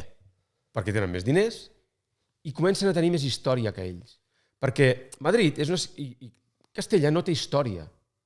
És a dir... Ens l'han robat. No, però Castella té una situació molt puta, molt cabrona, perquè és un poble que va ser absorbit per l'imperi. És el braç armat d'Espanya. O sigui, han fet de policies. M'explico què vull dir, no? Però no tenen una cultura, realment. Llavors, és a dir, una cultura pròpia, tenen la cultura espanyola, però la cultura espanyola és un pastitx. ¿vale? Per això, quan Espanya es disgrega, ells pateixen tant. Perquè ells s'ho han venut tot a Espanya. I si Espanya es disgrega, es queda sense res. Llavors, el problema és que per això dic que s'ha de fer... La nostra catalanitat no té que anar en detriment de la seva condició, de la seva cultura castellana, o espanyola, si li volen dir. Però el que no pot ser és que ens aixafin a nosaltres. El que vull dir és que, llavors, per mantenir-nos a nosaltres a dins, per mantenir-nos a nosaltres atrapats a dintre d'Espanya i castellanitzar-nos, què han fet? Primer, buidar Castella i portar-la a tots els països catalans. Això primer, buidar-la. No, buidar Castella. No Madrid, buidar Castella. Han buidat els pobles de Castella i d'Extremadura de tot arreu i ho han portat, tota la demografia l'han portat als països catalans. Amb la qual cosa, els immigrants són castellans, però ja no tan castellans com eren abans. I no tenen arrels, perquè estan desarrelats. Vale?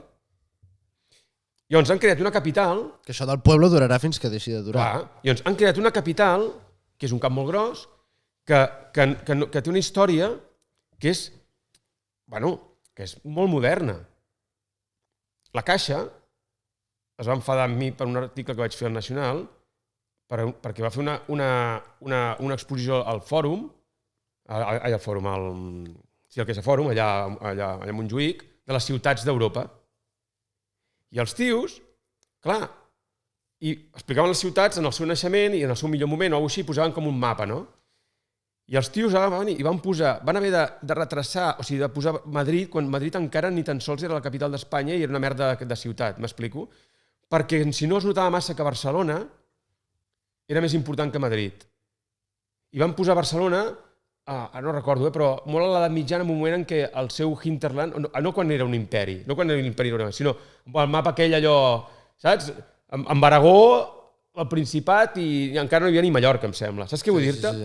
És a dir, però recordo que van haver perquè el problema de Madrid és que no comença una ciutat en sèrio fins molt avançada al segle XVII. I al segle XVII és l'única capital d'Europa que el que fa és desertitzar el seu hinterland en comptes de poblar-lo. Però és igual. Però el tema no és aquest. El tema és que Madrid és una ciutat que no té molta història. Perquè la història, diguem, va trigar a traspassar de Barcelona a Madrid. Van posar la capital allà, però Barcelona continuava sent la gran ciutat. Encara que fos una ciutat sotmesa, la història estava a Barcelona. I llavors la van anar transferint. De Barcelona i de Sevilla, la van anar transferint a Madrid. Per això triga un temps. Hi ha la Guerra de Successió, el segle XVIII, segle XIX, es va transferint, segle XX es va transferint. Però, de fet, és una ciutat que és molt nova. I Miami és més nova, d'acord. Però no és tan més nova, té molts més diners i com que ja està connectada... Espera, ja està connectada amb Sud-amèrica i, per tant, amb ciutats que gairebé són tan noves o tan velles com Madrid, perquè es van fundar quan Madrid no era res, quan Madrid era una capitaleta, és a dir, no tenen l'avantatge cultural històrica que té Barcelona. No tenen, tu creus que... No tenen l'avantatge històrica, d'una banda, i a sobre han desertitzat el seu hinterland i l'han portat cap a Catalunya. Llavors, la seva obsessió per castellanitzar Catalunya i per homogenitzar Espanya, sí? Els fa perdre molta energia. Perquè és això.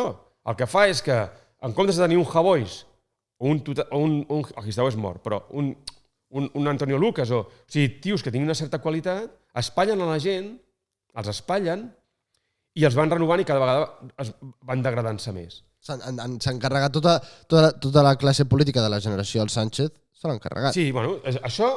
La teva. La meva. I a Catalunya també, però la diferència és que a Catalunya la pressió del poder és més feble. És a dir, rebotar-te a Catalunya és més barat que rebotar-te a Espanya, a Madrid. M'explico? I a part nosaltres tenim la motivació de la història i la catalanitat que ens fa diferents, que a nosaltres no ens deixa més... Jo no tinc més remei que rebotar-me. El Javois, tots aquests poden pactar. L'Andrea Levy, tots aquests poden pactar. M'explico que vull dir no? Perquè clar, si tu t'ofereixen una vida de puta mare, saps? O l'aniquilació, tu què tries? La vida de puta mare. Però el problema és que això culturalment els va empobrint, perquè li van xuclant la sang a la seva pròpia història i a la seva pròpia nació o protonació, digue-li com vulguis. I a Barcelona, i el problema que tenen és que la catalanitat ara ha quedat fora fins i tot del marc autonòmic, amb la qual cosa la seva capacitat de... A mi ja no em poden connectar el cable aquí i xupar-me la sang. Per això jo vaig fer el trencament després de primàries. Perquè vaig dir, jo ja no faré més mitjana amb aquesta gent, perquè si no em mataran. Perquè primàries va ser l'última cosa que vaig fer connectat al sistema polític. M'explico què vull dir o no? Llavors, per lligar-ho amb el tema... Llavors, el problema que tenen és que o bé la capitalitat se n'anirà cap a Miami, o bé el que han de fer és deixar-nos a nosaltres espai i pactar amb nosaltres. I fer una confederació o alguna cosa semblant. Pactar amb els catalans respectant la catalanitat i deixar de dir xorrades que el català i el valencià són dues llengües diferents. Ahir va venir un argentí a reclamar la rentadora i clar, que havia estat tinyent i se n'enfotia dels castellans, perquè diuen, que dicen que són dos llengües diferents. Diu, jo llevo un any aquí, no hablo nada. Diu, i clar. És a dir, deixar de fer aquestes tonteries i pactar amb els catalans, i ja està. I llavors, evidentment, estarem amb estir i arronses i tindrem problemes, conflictes, fins i tot potser un dia tindrem una guerra. Però que els catalans haguem de deixar de patir per la nostra llengua. No, però és que ells s'estan destruint ells també. Perquè el que vull dir és que... Sí. Bueno, és que Madrid... És que Europa... Vas veure el mapa aquell de Madrid, quasi la meitat de la població de Madrid és llatinoamericana. Bueno, és això, el que els està passant el mateix... Els està passant el mateix que ells han intentat fer amb nosaltres. Llavors, jo no estem per la població, sinó per tot això que t'estic dient. A mi la població que vingui, que sigui llatinoamericana, evidentment això els afectarà, perquè igual que ens ha afectat a nosaltres, que ens portin castellans. Evidentment, els castellans que han vingut aquí han canviat la composició del país i han canviat... El discurs. I el centre de gravetat. És a dir, per molt que tu catalanitzis Barcelona, no serà igual que hagués sigut abans de la guerra, això està clar. És a dir, hi ha coses que no es poden canviar, és a dir, que es poden matisar, la història pot anar cap a un costat o cap a l'altre, etc. M'explico?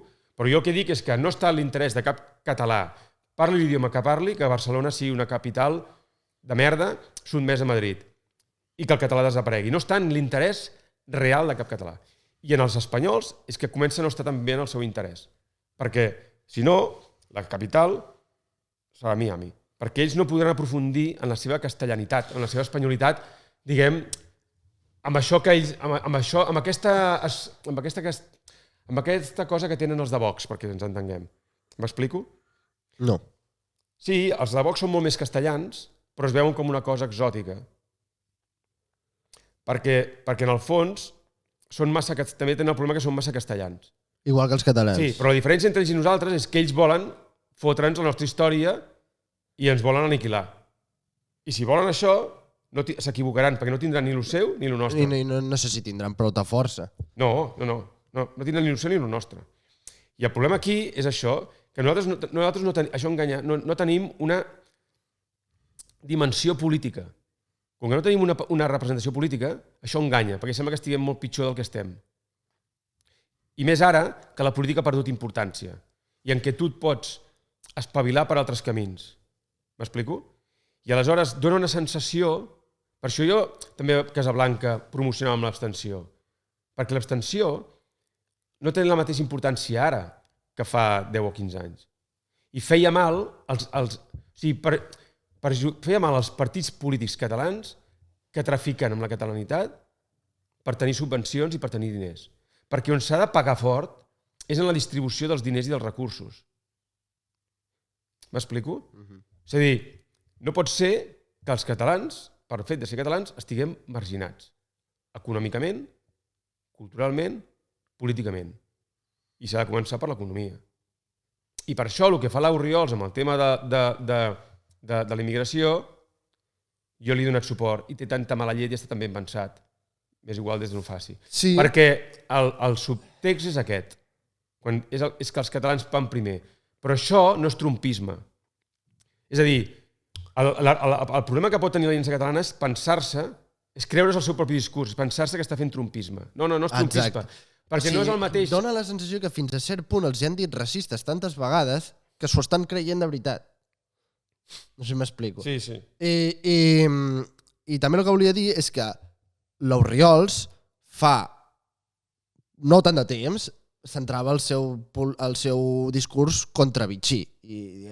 Saps? O sigui, agafant clarament el llegat de l'1 d'octubre i del 155. I sembla que últimament aquest discurs s'ha anat difuminant més. Això ja entenc que ells tindran els seus motius i els estan en bé i no, vull dir, ells sabran el que fan. Ja t'he dit que jo no venia a fer aquí actualitat. No, sí, però vull dir, m'ho has tret tu, el tema de l'Orriols. Sí, jo trec això, però vull dir que no entraré amb el... És a dir, jo entraré amb el que tu m'has preguntat què es pot fer Què es pot fer a Barcelona? Què es pot fer a Barcelona? Jo tinc la sensació que si vas a Barcelona, t'ho explicava abans, que l'altre dia vaig anar a dinar a Ripoll i sí que ho entens. O sigui, entens perquè l'Orriols diu el que diu i té la posició que té amb la immigració. Però tinc la sensació... No, però jo el que estava dient és més fondo que això. És a dir, si tu vas a Sant Hilari, vas a Ripoll, entens això, entens la part trumpiana del que diu. Però jo el que t'estic dient és més fondo, això. Que l'Orriols connecta amb alguna més profunda de la catalanitat. Connecta, quan ella diu els catalans primer, connecta amb una cosa, amb una situació molt més fonda estructural dels catalans a Espanya i a Catalunya que no es diu i que tots els castellans saben i que tots els castellans integrats saben i lamenten i que tots els castellans amb la immigració nova comencen a valorar, que és els d'aquí primer, que és el que no ens van permetre a nosaltres. M'explico que vull dir o no? Sí, perquè a més nosaltres tenim una situació també molt fotuda. He parlat de Madrid, però si vols parlo de Barcelona. És a dir, els catalans estem vivint dels diners que vam fer de vendre'ns a terra per hostatjar-hi la immigració castellana. Estem vivint de les plusvàlues d'això. I això s'acabarà. I això s'acabarà. Perquè només cal veure com creixen la vostra generació i els que venen darrere, és a dir, que la transmissió de la riquesa com ha anat. Que és que cada vegada us cau, diguem, cada vegada, diguem, el rajolí d'aigua és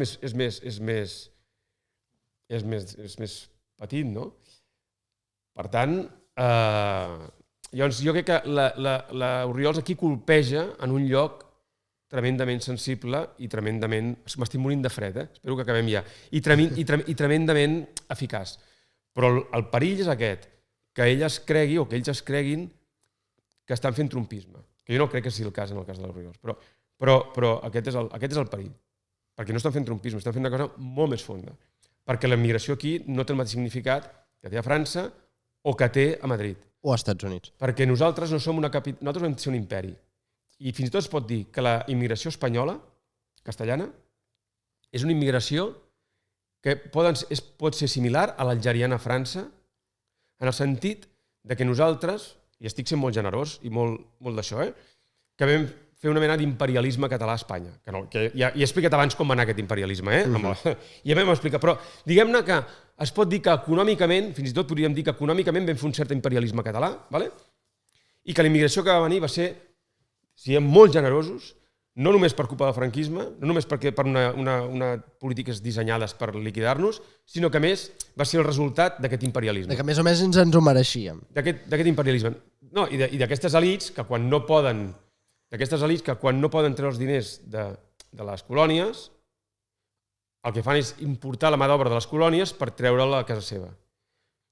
Per això dic que és molt dir que les elits catalanes mai van tenir cap grapa posada sobre... O sigui, van tenir cap poder sobre el territori castellà. És molt dir. Com els francesos van tenir, evidentment, sobre Algèria. Vull dir que estic sent supergenerós, per dir-ho així, amb la història d'Espanya i tot això. Però el que està clar és que la immigració llatinoamericana que ara tenen a Madrid no té res a veure amb la que tenim nosaltres. M'explico? Perquè la que tenen ells és producte d'un imperialisme. Sí? És la història tornant. La història tornant i les elits fent a casa el que ja no tenen força per fer fora. Sí? A Barcelona no és el cas. Perquè nosaltres ja estàvem... O sigui, nosaltres ja no tenim elits. Ja les van liquidar totes. Em portes una bufanda o hem de parar? Doncs això, ara et deies que les elits de Barcelona han estat escapçades, per tant, cal crear unes noves elits. Sí, cal crear unes noves elits, a veure, no de zero. És a dir... Han de sorgir. Sí, jo crec que el que s'ha de fer és... Per això crec que és important un projecte polític a Barcelona que neixi molt de base. Jo crec que el que s'ha de fer és obrir-se a les elits que hi ha, obrir-se a les elits que hi ha des de la catalanitat. Però des de la catalanitat com te l'estic definint jo, no des de la catalanitat, diguem, autonòmica. Des de la catalanitat profunda. En el sentit de... Profunda. Doncs que les elits de Barcelona... Negar-se absolutament a la mínima castellanització. Bueno, sí, ser molt forts amb això. Sí, ser molt forts amb això, obrir-se a les elits des de la catalanitat profunda i evidentment, entendre que han d'emergir noves... O sigui, que les elits s'han de regenerar, les que hi ha. Entendre això. Però jo crec que això, fins i tot les mateixes elits que hi ha ara ho poden entendre. Si no seran suplantades per les... Entenc, quan dic... És que això tampoc ho vull dir així. Perquè tothom al final mira per ell. Però vull dir que al final quan tu estàs en un lloc no vols que t'entreguin. Però jo el que estic veient és... Tu has d'aprofitar tot el que puguis de les elits que hi ha. No has d'iniciar una confrontació frontal amb les elits actuals de Barcelona. És a dir, no s'ha de fer un discurs contra les elits, però sí que no s'ha de fer un discurs contra els elits. No, no Per crec. exemple, no s'ha de fer un discurs contra Barcelona Global o contra el Círculo Ecuestre. No, s'ha de fer un contra- discurs contra les coses que fan, que és diferent. O sigui, el discurs s'ha de fer contra algunes coses que fan. O sigui, el que s'ha de fer és tenir un discurs propi sobre Barcelona. Un discurs propi sobre Barcelona que implicarà, evidentment, si es fa bé amb el temps, l'emergència d'elits noves. Sí, vale? De figures noves. Però, evidentment, això no es tracta o sigui, de fer net, ni de posar unes elits contra les altres, ni de hem de canviar les elits, que es diu molt fàcilment. M'explico? Si tu vas dient hem de canviar les elits, això no té cap sentit. No té cap sentit, perquè tu no vols una guerra, m'entens? És a dir, el que està clar és que les elits que tenim ara són elits que no responen i no representen la catalanitat del país, ni de la ciutat, ni de la història de la ciutat. Quan fa que no tenim unes elits que representin la catalanitat? Jo crec que des de la Guerra Civil. Jo crec que això sí que és un producte del franquisme, pur i simplement. Abans tu tenies unes elits, vull dir, si tu vas al Círculo Ecuestre i mires Los Caídos por España, tots són catalans. Catalans que a més tenien consciència de catalanitat, insisteixo. És que podien parlar castellà alguns i podien escriure en castellà molts. Però és que si no el Pla no hagués pogut sortir. És que si no el Gaziel no hagués pogut sortir. És que si no el Gaudí no hagués pogut sortir. És que si no el Miró no hagués pogut sortir. És que si no el Cambó no hagués pogut sortir. És que llavors et començo a dir noms. Intenta trobar els mateixos noms ara i m'ho expliques. O sigui, tota la... Aquest argentí que va venir ahir a arreglar-me la rentadora. Dalí amunt, Dalí avall. Clar, Dalí es pinta Dalí com si fos de Figueres. Dalí és un producte de Barcelona. Sí. Sí, home, clar. Dalí és un producte de Barcelona. La seva família estava a Barcelona. M'entens? I ell, les revistes modernes i tot això les treia de la llibreria Verdaguer de la Rambla. És a dir... Bueno, i el Pla és de l'Empordà també i va a Barcelona. Però és un producte de Barcelona. El Verdaguer. Sí, el que vull dir és que totes aquestes figures no haguessin sigut possibles si les elits haguessin sigut les que tenim ara. Jo insisteixo, quines elits, què han donat les elits barcelonines en els últims 40 anys? Això és un tall de YouTube, perquè ens entenguem. No, perquè ara jo et podria fer aquesta pregunta i tu quedaries mut durant 5 minuts. Figures grans barcelonines catalanes. No, grans figures barcelonines que hagin donat les elits barcelonines dels últims 40 anys. O que es puguin identificar amb les elits barcelonines dels últims 40 anys. Gerard Piqué. Sí? Jo crec que no. Era el fill del president del Barça. O el net. Però sí. Gerard Piqué, ok. Jo no crec que el Gerard Piqué tingui res a veure amb les elits que hi ha a Barcelona avui. No crec que Gerard Piqué tingui res a veure amb Barcelona Global ni amb el Círculo Ecuestre. No. Jo crec que Gerard Piqué fa mitjana amb aquesta gent. I fa mitjana amb aquesta gent rebaixant la seva catalanitat. Això sí. I jo el que dic és que se li ha de donar al Gerard Piqué justament un partit perquè no l'hagi de rebaixar tant. El demana crits, de fet. Per cobrir-li l'esquena. Sembla que el demani crits. Per cobrir-li l'esquena. Jo crec que és el que s'ha de fer. Llavors, o el Guardiola, un altre. El que passa que jo també entenc que aquestes coses fan por.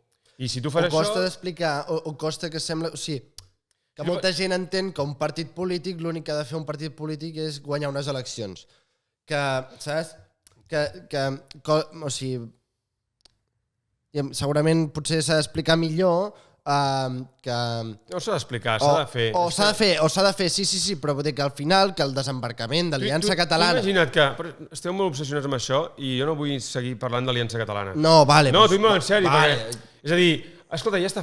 Si l'Oriols hagués estat pendent, hagués fet tantes preguntes i s'hagués fet tantes preguntes, no hauria fet res. És a dir, les coses es fan fent-les. I ja està. És a dir, evidentment, si tu fas un partit així, ni el Gerard Piqué ni el Guardiola vindran el primer dia, perquè el Guardiola ja es va costar a primàries i després es va allunyar. Perquè evidentment, insisteixo, un partit que faci això trencarà els fluxes i les xarxes econòmiques que ara mateix es mouen a Barcelona. L'article de l'altre dia vas dir que el que comptarà de veritat serà si les jerarquies de poder es mantenen iguals com estan o canvien. Canvien. I això no es passa en 4 anys, eh? És que clar, si tu vols fer això en 4 anys, no pots. M'explico? Per mi primàries encara està viu. El problema és que va haver una discussió molt forta amb el Jordi i amb el món de l'hora perquè ells van fer una cosa que jo interpreto que va ser rebaixar això que et deia de la catalanitat quan van tirar cap a l'esquerra amb el Biden. Quan el Biden va guanyar, se'n van anar cap a l'esquerra, al meu entendre. També és veritat que quan estaven fent primàries hi havia una tensió allà dintre, diguem, d'aquest caire ideològic. Però que jo crec que és allò que t'he dit abans. Jo vaig marxar de primàries, vaig acabar de marxar en el moment que això van començar a dir feixista a l'Oriols per aquell discurs que va fer el 2019 que corria per Twitter. Perquè vaig veure que jo deia, no, s'ha de defensar aquesta gent, perquè en aquell moment l'Oriols era aquesta gent. I alguna gent allà van pensar que no, que aquells eren feixistes. Llavors, per què? Perquè a mi això em semblava, una rebaixa, que portava a la rebaixa de la catalanitat, una altra vegada a dissoldre-la, a igualir-la, un aigualiment de la catalanitat. I això que s'ha fet per l'esquerra s'ha de mirar de no fer per la dreta. I ja està. Llavors, però això no es fa en 4 dies. Llavors, tot i que va haver-hi aquest trencament amb el Jordi, insisteixo, la punyalada de primàries és la punyalada de primàries. I ja està. Llavors, després han passat els anys i cadascú ha fet el que ha fet i llavors que cadascú jutgi qui ha comès més errors i qui n'ha comès menys. O qui es pot salvar de cadascú. Però jo crec que, o de cadascú, dic, per posar una mica com les dues parts de primàries, és a dir, la que va continuar, diguem, la que es va negar a anar a TV3 i la que va anar a TV3, perquè ens entenguem. Que això també passarà a l'Aliança Catalana, en certa manera. Passarà el dia que Aliança Catalana, per exemple, amb alternativa per Alemanya. Hi haurà els que diran, no, alternativa per Alemanya no se'ls pot ni tocar ni amb un bastó, i hi haurà qui dirà, hòstia, però si hem de tenir una bona connexió amb els alemanys i l'alternativa per Alemanya són l'únic partit anomenat d'ultradreta que ens prioritza nosaltres per davant dels castellans i que, més, en moltes coses s'assembla a nosaltres. És igual, això portaria a un altre lloc. Però què vull dir? Que aquestes divisions entre els més pragmàtics i els més purs sempre hi són. Però que l'important aquí és que la punyalada de primàries encara està viva. Perquè si no, el Patri no existiria. I si no, alhora ja no existiria. M'explico? Llavors, i si no, Aliança jo crec que tampoc existiria. Però això és una cosa que... M'explico? Llavors, jo crec que el que s'ha de fer, senzillament, és tot aquest món. Si a mi em preguntessis la carta dels Reis, jo voldria que tot aquest món tendís a convergir. Ja sé que sona molt convergent. Però sense forçar... però sense forçar-ho, Jo no estic demanant aquí cap mena de cosa abstracta. Per això jo crec que s'ha de començar per la base. Si tu tens un tio de putíssima mare, un supercandidat, supercatalà, que pot aguantar la pressió així, endavant. Si no el tens, doncs agafes un que sigui menys això, però que l'important és la catalanitat. I construir sobre això. I no intentar fer mitjanes amb el que ja ha establert. S'ha de començar de zero. Però no amb la idea... Però quines formes pren això? No, però és que tu ara m'estàs demanant que jo et doni noms de candidats... No. Quines formes pren començar de zero? Vull dir... Hòstia, tio, no sé... Sí, què vol dir? Tu veus la diferència entre Patreon i Casablanca, entre el Casablanca i VilaWeb? Sí. Entre Casablanca i el Nacional? Entre Casablanca és començar de zero. No, tu veus la diferència entre Casablanca i aquests diaris que t'estic dient? Sí. Veus la diferència entre el que jo defenso i el que defensa, jo què sé, el Junqueras? Sí. Vale, doncs ja està. Llavors, quan jo dic començar de zero, diguem que jo em considero el punt zero, no sé. És a dir, cadascú que ho interpreti com vulgui. El que vull dir és començar sense... Quan dic començar de zero vol dir començar sense esperar resultats. Sense intentar disputar-li l'alcaldia al Collboni, per exemple. No. O sí, o sí. És que és igual, és que no vull seguir parlant d'això, perquè qualsevol cosa que digui, com que la teva imaginació està autonomitzada, és a dir, m'ho pervertiràs. És a dir, i després, tu ja dius coses que jo escric, però després, quan vols el resultat, les sents però no les penses. O sigui, les sents, però quan les tens que pensar, com que no les pots veure fetes, aleshores... A mi em costa d'imaginar. O sigui, per això tu... Vull dir que no. Sí. No és de mala llet ni res. Però no vull trair les... Perquè no em vull que em facis dir coses que no vull dir en públic ni vull dir coses que estrafacin les coses. És a dir, jo crec que quan jo dic començar des de zero, tot català pot entendre el que estic dient. Perquè tot català pot entendre que no hem tingut un alcaldable de Barcelona català, en sèrio, des d'abans de la guerra. O des de Trias Fargas. O des de Cullell. Però jo diria que des de Trias Fargas, perquè el Cullell el van enviar a morir. M'explico què vull dir, no? Llavors, i el Trias Fargas no estava en condicions... El Trias Fargas venia de l'exili, que era un exili castellà, i no estava en condicions de ser català. Només. M'explico? Perquè havia estat castellanitzat per l'exili i pel Franco i per la situació de la qual veníem. Vale? Era gent que ja feia prou d'escriure en català bé. Jo estic parlant d'una altra cosa que jo crec que no teníem des d'abans de la guerra. Jo crec que tots els catalans poden tenir una intuïció de què vol dir això. I això no vol dir fer racisme ni res, perquè això pot ser un noi, un senyor que tingui cognoms castellans, però ja s'entén el que estic dient. Perquè el senyor que tingui cognoms castellans que m'entengui voldrà dir que ja estem al mateix punt. I n'hi ha molts que ho entenen. I segurament, si tu no ho entens, doncs és perquè estàs autonomitzat. És així. És així.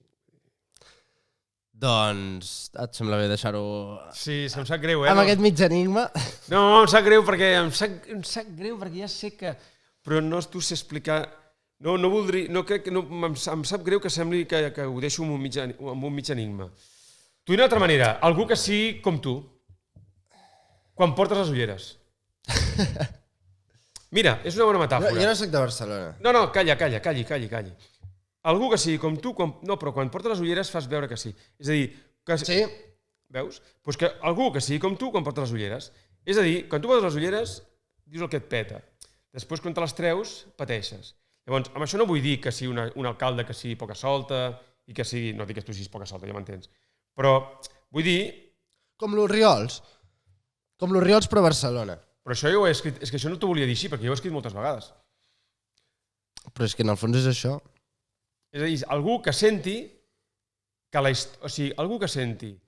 la història s'ha de corregir amb la profunditat amb què ho sent l'Orriols. Amb la profunditat amb què ho sent Casablanca. No amb la profunditat, crec jo, amb la que ho sent alhora. És la meva opinió, però perquè alhora és massa ideològic, al meu entendre. Per posar-te un matís, també sense voler fer polèmica. O que és massa... Està massa racionalitzat. Està massa racionalitzat i intel·lectualitzat. Tampoc, és a dir, també... He dit l'Orriols, no Aliança Catalana. És a dir, algú que ho senti amb la profunditat que ho sento jo, que ho sent l'Orriols, per dir-ho d'una manera, diguem, personal, És a dir, en aquest nivell, sí, no sabria explicar-ho, amb què ho sent a l'Abel Cotillas, amb què ho sent gent que jo conec. Pep Quintana, és a dir, gent que després... O sigui, que té el dolor clavat a dins del daltabaix del país. O sigui, de com tot plegat s'han anat en orris. O de lo que hagués pogut arribar a ser si no hi hagués hagut el daltabaix del 39, per dir-ho així. Però és que no és això, és a dir, per exemple, el Jordi també ho té, això. El Jordi també ho té, però també el sent, aquest dolor. Jo estic parlant, és això i la connexió, i una connexió menys ideològica.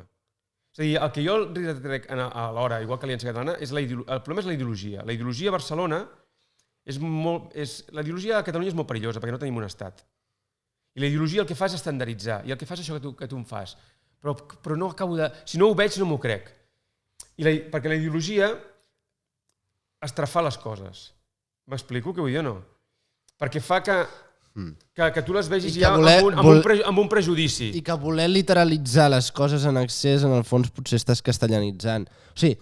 Bueno, clar, perquè són els que tenen el monopoli del poder. Llavors, és a dir, s'ha de ser... Els anglesos, per què no són gaire ideòlegs? Perquè són pràctics.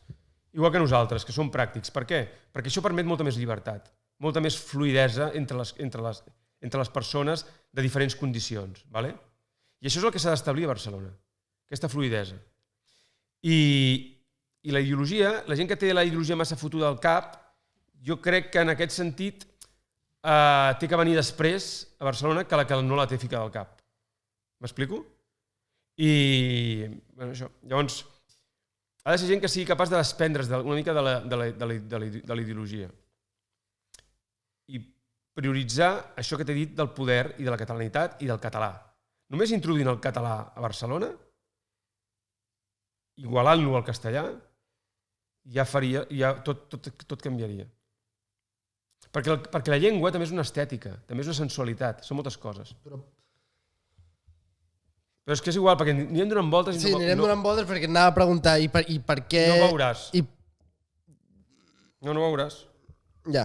Perquè si jo et dic que això no ho veus, ja no ho veuràs. Però és així. No, perquè segurament perquè no soc de Barcelona i perquè jo visc el català d'una manera molt més natural. O sigui, no sé, m'explico. O sigui, jo quan vaig a Barcelona, sí, veig una ciutat espanyola, veig una ciutat castellanitzada...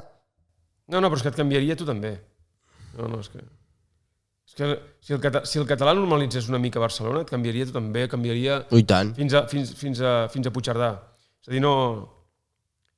És senzillament donar a Barcelona en el català els mateixos drets que té el castellà. I els mateixos recursos. I el mateix prestigi.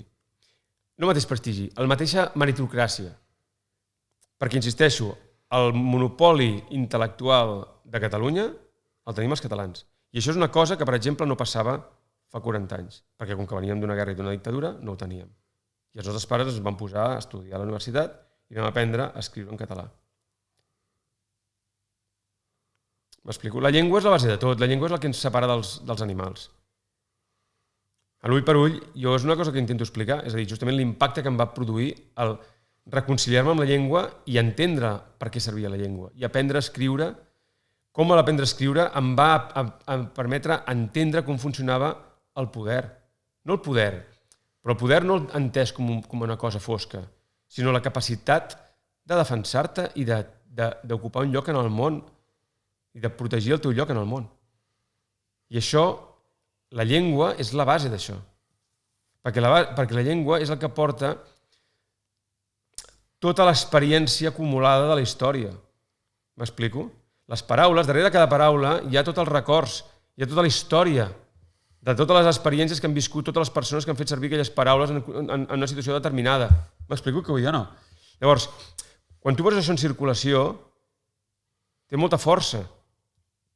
Llavors, el problema és que les paraules a Barcelona, en català, encara circulen castrades de la seva història, de la seva experiència real. Llavors, expressades, m'explico? Per trobar... Llavors, has de trobar un polític i uns polítics que siguin capaços d'utilitzar-les amb la seva màxima profunditat.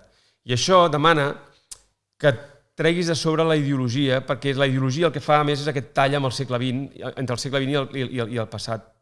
És a dir, la ideologia el que fa és aquest tall entre la transició o el franquisme i el que hi havia abans. M'explico què vull dir o no? Perquè el comunisme és de després de la guerra, o de durant la guerra, no abans. Perquè tots aquests ismes aquí, els ismes que hi havia abans, com l'anarquisme i tot això, van desaparèixer. I la llengua et serveix per això. I si tu poses en circulació totes aquestes històries, aquestes experiències, aquests sentiments, això canviarà la composició de la ciutat. La manera com es veu a si mateixa, com es veuen la gent a si mateixa. Com els castellans i els catalans es veuen a si mateixos i entre ells. Com es relacionen, com interaccionen. Tot el còctel aquest canviarà. Però necessites algú o algun grup de gent que sigui capaç de parlar amb aquesta profunditat. I això hi ha poca gent, i a Barcelona encara menys, perquè és una ciutat molt derrotada, com hem dit al començament. Llavors, costa de trobar. I val més trobar algú que potser no podrà tindre molts vots, però que conservi això, tingui una intuïció d'això, que no pas algú que pugui tenir molts vots, però que no tingui cap mena d'intuïció d'això. Saps? Sí, per dir-ho així en un titular, el que cal és retornar el català al seu lloc a Barcelona. Sí, és el que he dit al començament. Sí, clar, sí. Doncs bueno. Com ho veus, això? Espero que hagi quedat bé, perquè ens hem enrotllat com una persiana. Tinc la sensació que m'he enrotllat molt. No, bueno, jo no soc periodista, saps? He fet el que he pogut, he anat donant voltes, però jo crec que és necessari. Espero que sí. O sigui, t'he preguntat coses. O sigui, he volgut aterrar coses per intentar deixar-les ben explicades. Si pots dir això sí que digue-ho. És a dir, que jo crec que em sap greu haver-me enrotllat tant, no em sap greu que m'hagis fet preguntes tan generals, tot i que em posin una mica nerviós, però perquè espero perquè tu vas dir-me que era el que calia. És a dir, que calia explicar això d'alguna manera que s'entengués, i espero que s'hagi entès. O una mica, encara que tu t'hagi faltat una mica de concreció, que s'hagi entès una mica. Jo crec que es pot deduir. O sigui, Respira. Es respira. Es respira. O sigui... Es respira el candidat. Es respira qui ha de ser el candidat de Barcelona. Ho direm d'una altra manera. Si el candidat de Barcelona no és el correcte, després d'aquest podcast es veurà més fàcilment. Si em concedeixes això, marxo tranquil. Jo crec que sí. I que en el fons tot va sobre la llengua i tot va sobre la catalanitat. Bueno, doncs a veure. I ja està. A veure què passa. Doncs vinga. A reveure.